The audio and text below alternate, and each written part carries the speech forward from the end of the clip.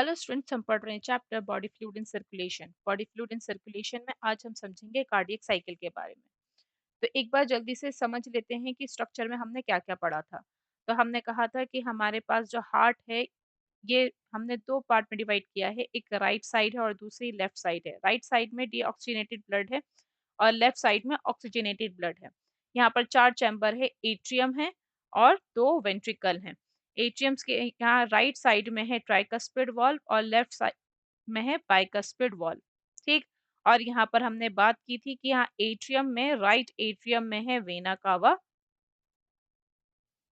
ठीक। और यहाँ राइट वेंट्रिकल में है आपकी पल्मोनरी आर्टरी। ठीक। वहीं पे हमने बात की थी कि राइट एट्रियम, लेफ्ट एट्रियम में, ये आपका लेफ्ट एट्रियम है, इस लेफ्ट एट्रियम में है आपकी पल्मोनरी वेन और आपके लेफ्ट वेंट्रिकल में है एओर्टा। ठीक। ये एक स्ट्रक्चर था जो हमने याद किया था। अब हम इस स्ट्रक्चर को जो है वो सिंप्लीफाई करके कार्डियक साइकिल को समझेंगे। ठीक है। तो कार्डियक साइकिल है क्या? कार्डियक साइकिल एक रिदमिक पैटर्न है हमारे हार्ट का, जो कॉन्ट्रैक्ट और रिलैक्स होता है और ब्लड को सर्कुलेट करता है एक जगह से दूसरी जगह पर। कहाँ से कहाँ सर्कुलेट कर रहा है वो हम इस डायग्राम की मदद से समझेंगे। ठीक। तो सबसे ऊपर हम यहाँ बना लेते हैं लंग्स को। तो लंग्स से सबसे पहले हमने इंस्पिरेशन करा, ऑक्सीजन को इनहेल करा। ऑक्सीजन जैसे ही इनहेल करेंगे हम, तो ये सारी ऑक्सीजन डिसॉल्व हो जाएगी ब्लड में। कहाँ डिसॉल्व हो गई?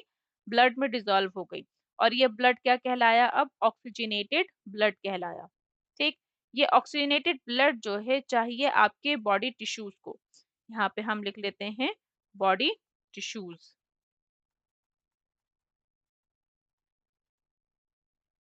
ठीक।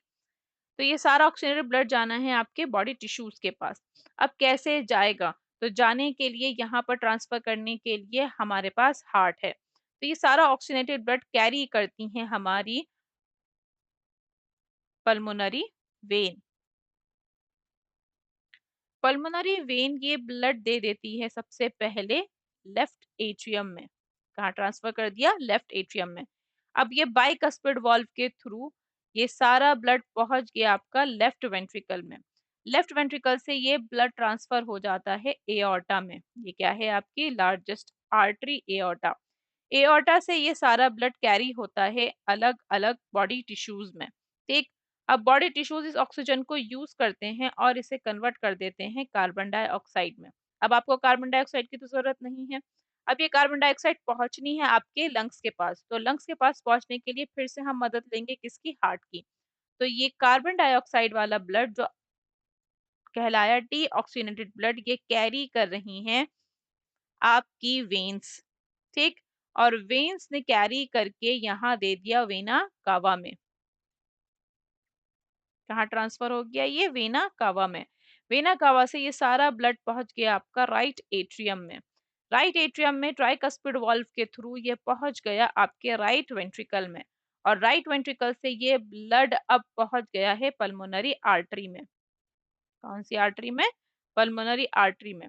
पल्मोनरी आर्टरी से ये सारा डीऑक्सीजनेटेड ब्लड पहुंचेगा लंग्स के पास। कहाँ जाएगा? लंग्स के पास जाएगा। तो ये सारा डीऑक्सीनेटेड ब्लड पहुंच गया लंग्स के पास, यानी ऐसा ब्लड जिसमें कार्बन डाइऑक्साइड है।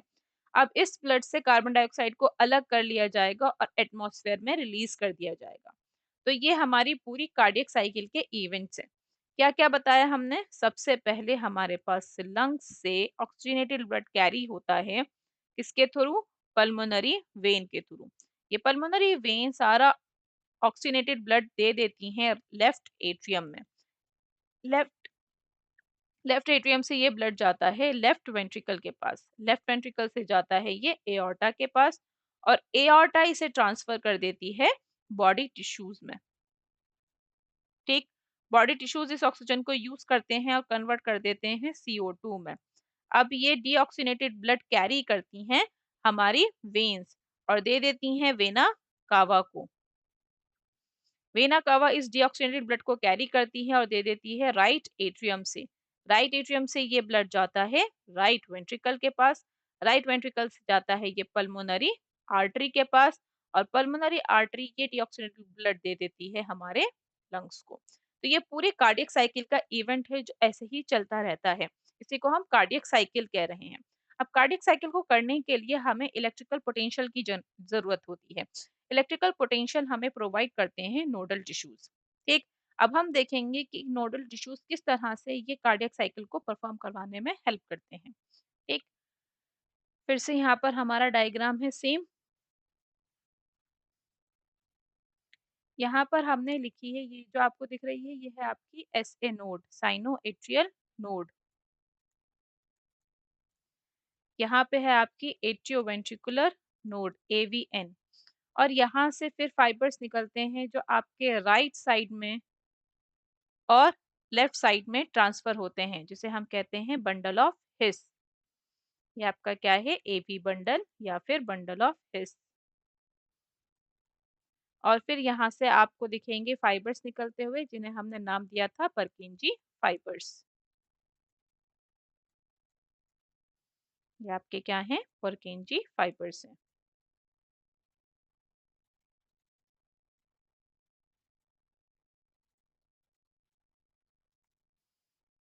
ठीक। तो होता क्या है ये समझते हैं। तो कार्डियक साइकिल में सबसे पहले हम समझ रहे हैं कि कार्डियक साइकिल में सब कुछ जो है वो दो चीजों में होता है। एक है आपका कॉन्ट्रैक्शन,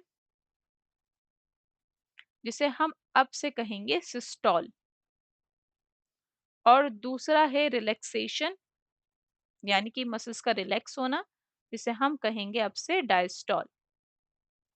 ठीक। तो अभी हम समझ रहे हैं कि पूरा का पूरा हार्ट जो है वो रिलैक्स है। पूरा हार्ट कैसा है, रिलैक्स है। चारों चैम्बर आपके रिलैक्स हैं। फोर चैम्बर हैं आपके। कैसी पोजीशन में है अभी, रिलैक्स है। तो रिलैक्स है तो हमने क्या कहा कि डायस्टॉल होगा, क्योंकि सभी डायस्टॉल की कंडीशन में है इसलिए हम इसे कह देंगे जॉइंट डायस्टॉल। ठीक। जब ऐसा होगा कि चारों चैम्बर रिलैक्स होंगे तो हमारी वॉल्व्स के साथ क्या होगा, हमने बात की थी ना, ये हमारी ट्राइकस्पिड वॉल्व है, ये हमारे पास बाइकस्पिड वॉल्व है, और हमारे पास यहाँ क्या है, सेमिल्यूनर वॉल्व है। तो जो ट्राइकस्पिड और बाइकस्पिड वॉल्व हैं ये ओपन रहेंगी, जबकि आपकी सेमिल्यूनर वॉल्व्स जो हैं ये क्लोज रहेंगी। ठीक। अब सबसे पहले क्या होगा, हमारे पास एस ए एन यानी कि साइनो एट्रियल नोड है। Cyano atrial node electrical signals को प्रोड्यूस करती है, इलेक्ट्रिकल पोटेंशियल जनरेट करती है। ये इलेक्ट्रिकल पोटेंशियल जनरेट होने की वजह से जो हमारे दोनों एट्रियम हैं, ऊपर की तरफ क्या है, एट्रियम, ये एट्रियम में कॉन्ट्रैक्शन होता है। ठीक। तो सबसे पहले फर्स्ट इवेंट हमने क्या कहा कि ये सब कैसे हैं, रिलैक्स हैं।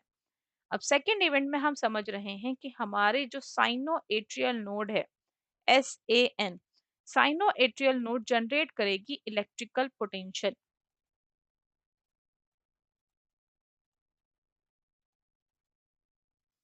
जैसे ही साइनो एट्रियल नोड ने इलेक्ट्रिकल पोटेंशियल जनरेट किया तो क्या होगा, इसकी वजह से दोनों एट्रियम में कॉन्ट्रैक्शन होगा।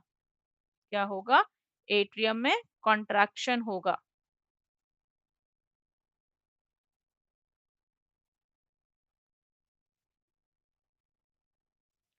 इसकी वजह से साइनो एट्रियल नोड के इलेक्ट्रिकल पोटेंशियल जनरेट की वजह से जो एट्रियम में कॉन्ट्रैक्शन हुआ है, इसकी वजह से यहाँ ट्राइकस्पिड और बाइकस्पिड वाल्व से ब्लड फ्लो करेगा, कहाँ पे, वेंट्रिकल्स में। ठीक, राइट और लेफ्ट वेंट्रिकल में।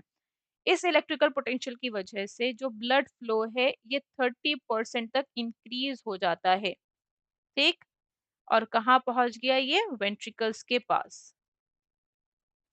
अब आगे क्या होगा, ये जो एस एन नोड ने इलेक्ट्रिकल पोटेंशियल जनरेट किए थे ये पहुंचे एवीएन के पास, यानी कि एट्रियोवेंट्रिकुलर नोड के पास। एट्रियोवेंट्रिकुलर नोड से ये जनरेट होंगे आगे एवी बंडल के पास और फिर परकेंजी फाइबर्स के पास। तो हम यहाँ लिख लेते हैं, एवीएन से ट्रांसफर हुए बंडल ऑफ हिस्को, या फिर एवी बंडल को।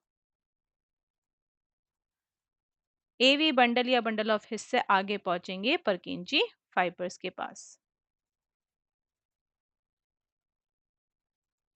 परकिंजी फाइबर्स में पहुंचने की वजह से यहाँ पर होगा वेंट्रिकल में कॉन्ट्रैक्शन, और वेंट्रिकल के कॉन्ट्रैक्शन को हम क्या कह देंगे, सिस्टोल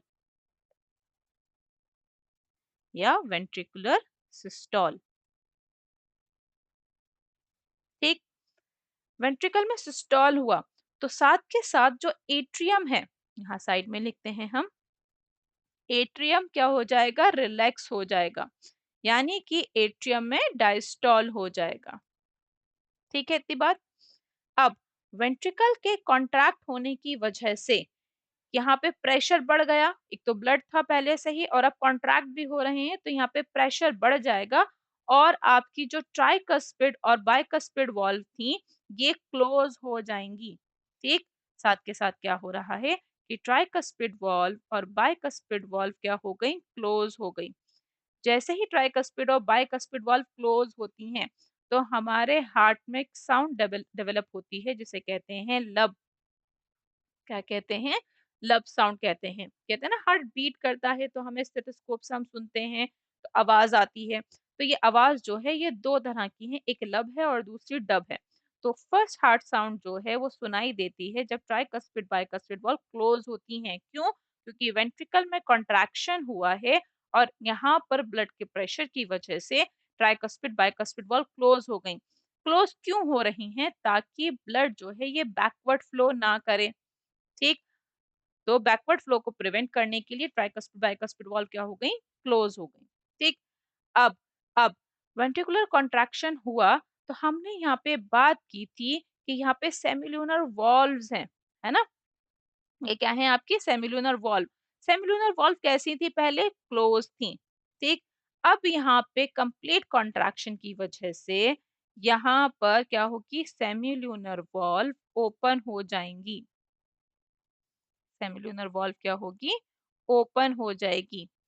जैसे ही सेमिलुनर वॉल्व ओपन होगी तो सारा ब्लड कहाँ ट्रांसफर होगा, बिल्कुल ये राइट एट्रियम से चला जाएगा पल्मोनरी आर्टरी में, और लेफ्ट वेंट्रिकल से चला जाएगा ये कहाँ पर, एओर्टा में, है ना। तो यहाँ पे बिल्कुल यही होगा, सेमिलुनर वॉल्व जो है ट्रांसफर कर देंगी ब्लड को पल्मोनरी आर्टरी में और एओर्टा में। ठीक है इतनी बात। अब क्योंकि यहाँ पर सारा ब्लड जो है वेंट्रिकल में से निकल गया है, वेंट्रिकल में से निकल गया ना, प्रेशर रिलीज हो गया। जैसे ही प्रेशर रिलीज होगा तो यहाँ पे वेंट्रिकल क्या हो जाएगा, डायस्टॉल हो जाएगा। अब आगे की तरफ क्या होगा कि ये ओपन हुई और वेंट्रिकल में क्या हुआ, रिलैक्सेशन हुआ, यानी वेंट्रिकल में डायस्टॉल हुआ। ठीक, अब क्योंकि यहाँ पे प्रेशर कम हो गया, वेंट्रिकल में डायस्टॉल हो गया है तो सेमिलुनर वॉल्व क्लोज हो जाएंगी। सेमिलुनर वॉल्व क्या हो जाएंगी, क्लोज। और सेमिलुनर वॉल्व के क्लोज होने की वजह से हमें सेकेंड हार्ट साउंड सुनाई देगी, दैट इज डब। क्या सुनाई देगी, सेकेंड हार्ट साउंड डब सुनाई देगी। ठीक है इतनी बात। तो हमें दोनों हार्ट साउंड सुनाई देगी, एक लब और दूसरी डब। ठीक, अब ये भी क्यों बंद हुई सेमिलुनर वॉल्व, ताकि बैक फ्लो को प्रिवेंट कर सकें ब्लड के। अब क्या होगा, यहाँ पर सेमिलुनर वॉल्व क्लोज हो गई। अब फिर से क्या होगा कि S A node electrical potential को फिर से जनरेट करेगी। इलेक्ट्रिकल पोटेंशियल को जनरेट करेगी तो क्या होगा, हमारे एट्रियम में ब्लड, एट्रियम क्या होंगे, कॉन्ट्रैक्ट होंगे। एट्रियम कॉन्ट्रैक्ट होंगे, सेम ये हमारी दोनों वॉल्व जो है ट्राइकस्पिड बाइकस्पिड वॉल्व खुलेंगी और ब्लड कहाँ जाएगा, फिर वेंट्रिकल में। और पूरी साइकिल फिर से ही ऐसे चलती रहेगी। ठीक है, तो हमने क्या कहा, एस ए एन जो हमें याद रखना है, हमें याद रखना है कि S A an electrical potential generate करती है जिसकी वजह से एटीएम कॉन्ट्रैक्ट होते हैं। एवीएन एवी बंडल और परकिंची फाइबर्स की वजह से वेंट्रिकल का कॉन्ट्रैक्शन होता है। ठीक, एट्रियम का कॉन्ट्रैक्शन होता है तो ब्लड फ्लो करता है वेंट्रिकल में, और वेंट्रिकल का कॉन्ट्रैक्शन होता है तो ब्लड फ्लो करता है सेमिलुनर वॉल्व के थ्रू पल्मोनरी आर्टरी और एओर्टा में। ठीक, फर्स्ट हार्ट साउंड सुनाई देती है हमें जब हमारी ट्राइकस्पिड बाइकस्पिड वॉल्व क्लोज होती हैं, दैट इज लब। और सेकंड हार्ट साउंड सुनाई देती है जब सेमिलुनर वॉल्व्स क्लोज होती हैं, और साउंड का नाम क्या है? डब। ठीक है इतनी बात। तो ये थी हमारी कार्डियक साइकिल। अब यहाँ कुछ डेफिनेशंस हैं जिन्हें हम समझ लेते हैं।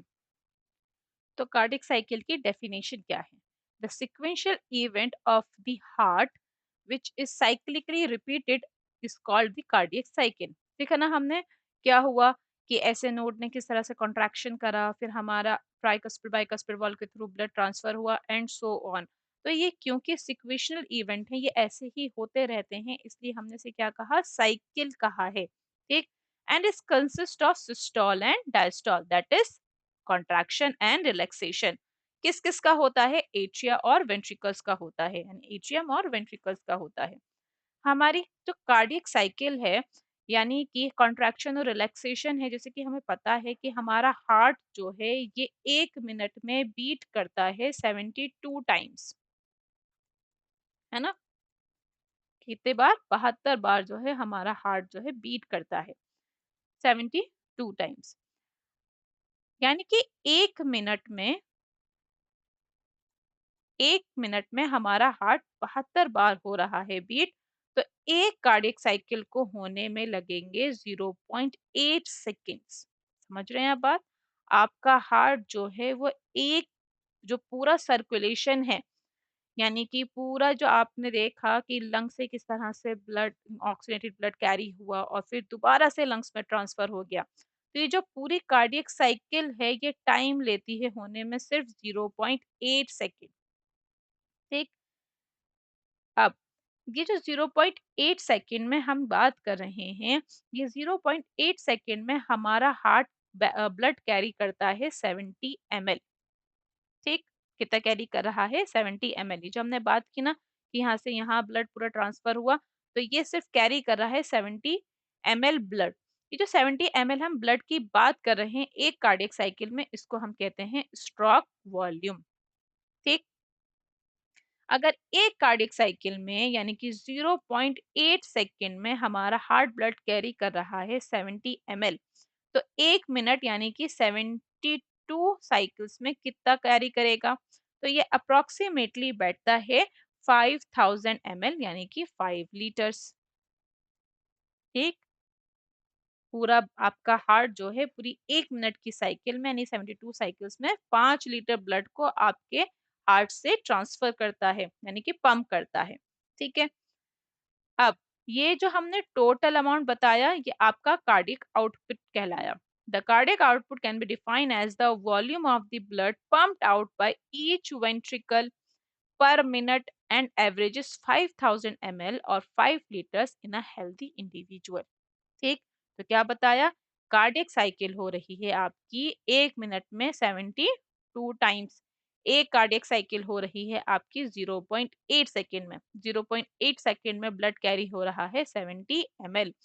और जो 1 मिनट में पूरा ब्लड कैरी हो रहा है वो है आपका 5 litre, that is cardiac output. अब यहाँ पर एक छोटी सी बात ये है कि आप, कोई भी इंसान जो है वो अपना स्ट्रोक वॉल्यूम या कार्डिक आउटपुट जो है वो इंक्रीज कर सकता है। कैसे? जैसे आप एथलीट को देखते हैं या हॉर्स एथलीट जो होते हैं, जो कि अलग अलग स्पोर्ट्स में हैं, तो इनका जो कार्डियक आउटपुट और स्ट्रोक वॉल्यूम है वो एक नॉर्मल इंडिविजुअल से कई ज्यादा होता है। ठीक है। तो ये थी हमारी पूरी कार्डियक साइकिल। आई होप आपको अच्छे समझ में आ गई होगी। नेक्स्ट क्लास में हम डिस्कस करेंगे डबल सर्कुलेशन के बारे में। Thank you.